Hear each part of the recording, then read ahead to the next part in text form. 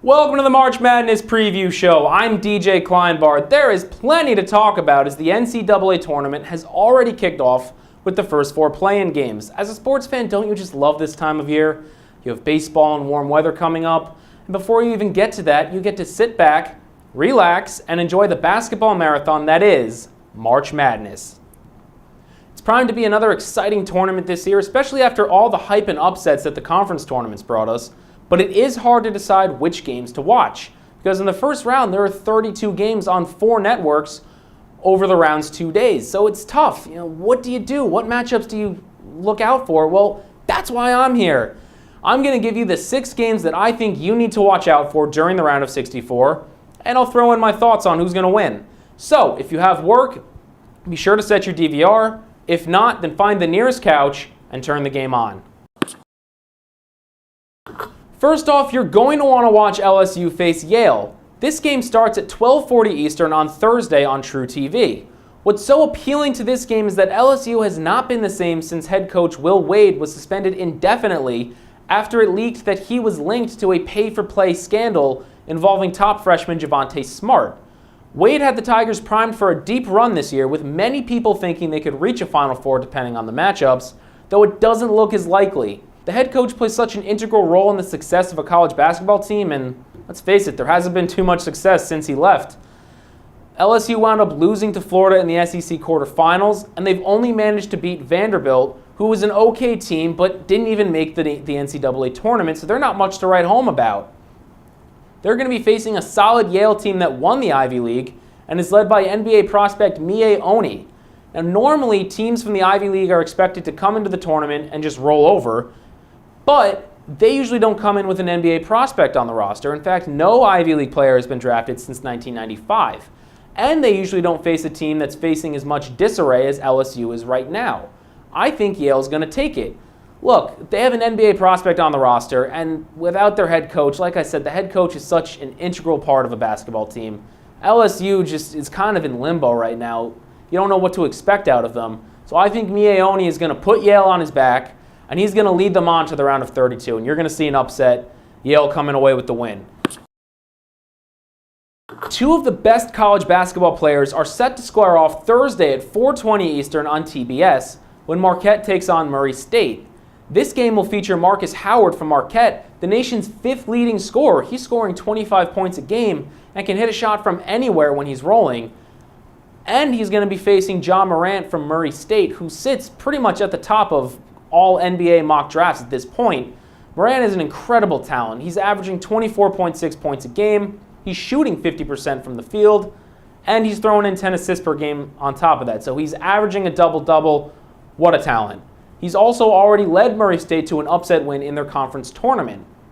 But Marquette is a really good team that's been struggling lately. They were ranked in the top 10 in the nation for most of the year, and a lot of people thought they were going to come away with either a 2 or a 3 seed in this tournament, but they lost 5 out of 6 games to close out the year, which dropped them down to a 5 seed. And hey, for us fans, maybe that's just what we needed for a showdown of the ages between 2 of the best players that college basketball has to offer, something you normally don't see as much in the tournament, especially this early. So that'll be a fun one. I think Marquette is going to win the game, though. Look, they're a very well-balanced team in terms of size and strength. They've been sloppy lately. They've been turning the ball over a lot.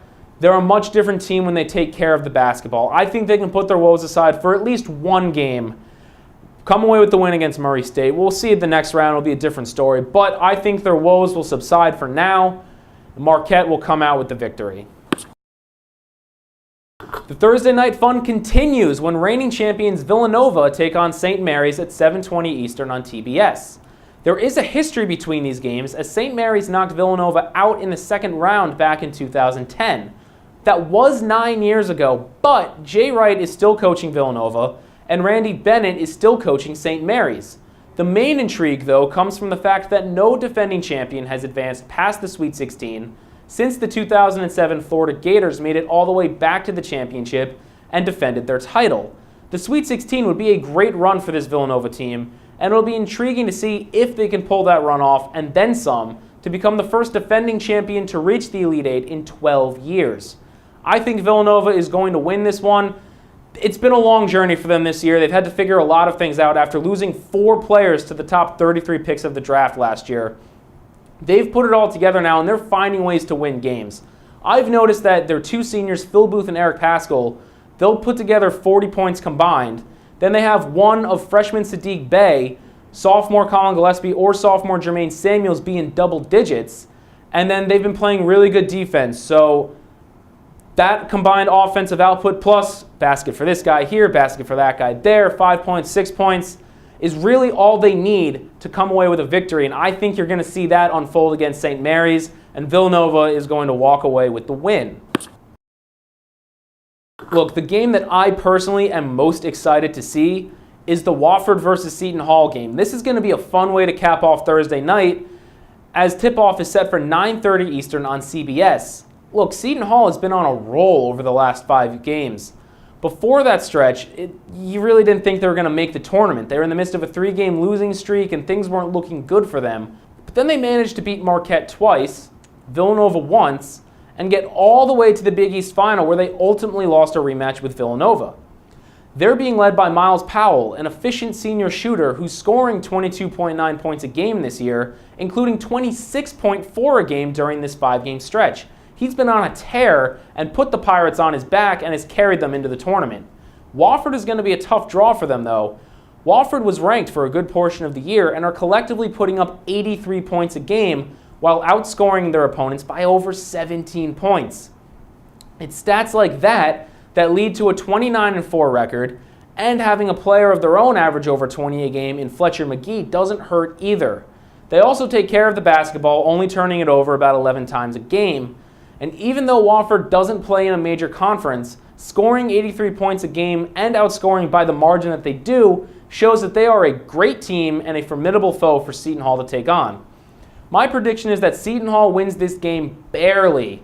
I mean, look, they have been on a roll the last 5 games, as I've mentioned. It's not like they got blown out in the Big East Final to Villanova. They only lost by 2 points, had a comeback at the end of the game, and were in position to win it as the final seconds unraveled. So it's not like it was a big loss, a big morale-lowering loss. Seton Hall, I think, is still going to be rolling, still on that hot streak, and it's going to be just enough to get them past Wofford and into the second round. Moving on to the Friday games, Kansas State will play UC Irvine at 2 p.m. Eastern on TBS, and trust me, you're not going to want to miss this game. Kansas State went on a Cinderella run to the Elite Eight last year, and now they're back in the tournament after winning a share of the Big 12 title. The issue is that Kansas is going to be without the injured Dean Wade, who is second on the team in points per game, first in rebounds, third in assists. He's shooting 50% from the floor and 42% from 3. He is a very valuable player, Dean Wade is. But what's interesting is that they went on that Elite Eight run last year without Dean Wade. He was injured last year as well. That forced head coach Bruce Weber to switch to a small lineup, playing more traditional small ball type of basketball, and it worked for them. But it might not work against UC Irvine this year. Irvine has a lot of height to them, and they shut down offenses that try to score in the paint. The Anteaters actually have the best defense in the nation when it comes to defending from within the arc. So that'll make it tough for a small ball strategy to succeed should Bruce Weber decide to go that way without Dean Wade. Irvine's also won 16 games in a row, and they take that streak into the tournament along with a 30-5 record. Look, I hate to say Kansas State's going to get upset because they are a fun team to watch, but I have seen teams have really good seasons that are a little undersized. And I've seen those undersized teams come into the tournament, get a bad matchup against a team with height, such as UC Irvine, and it's just they're not the same. They get upset. That's why I'm picking UC Irvine to upset Kansas State in the first round of the tournament on Friday.